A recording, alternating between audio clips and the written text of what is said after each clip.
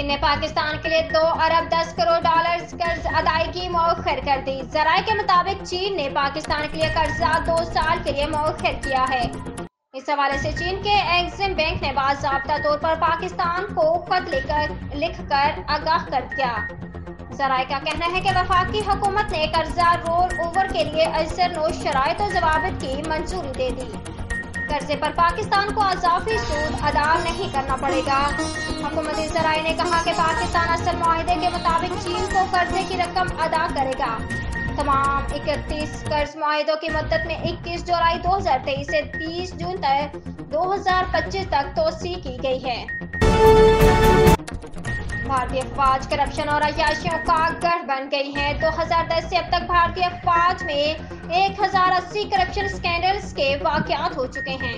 फौजी अफसरान ने इनकम टैक्स कम अदा करने के लिए भी कानून साजी कर ली।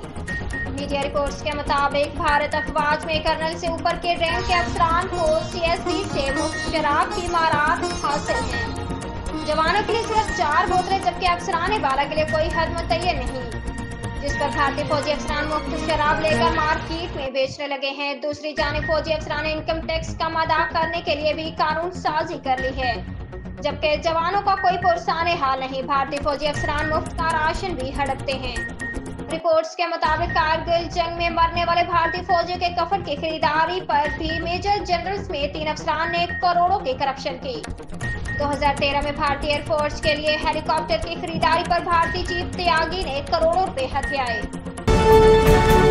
इस्लामाबाद ने ईरान हुकूमत को अज़ाफ़ी इख्तियारात देने की तैयारी जारी है। Election act 2017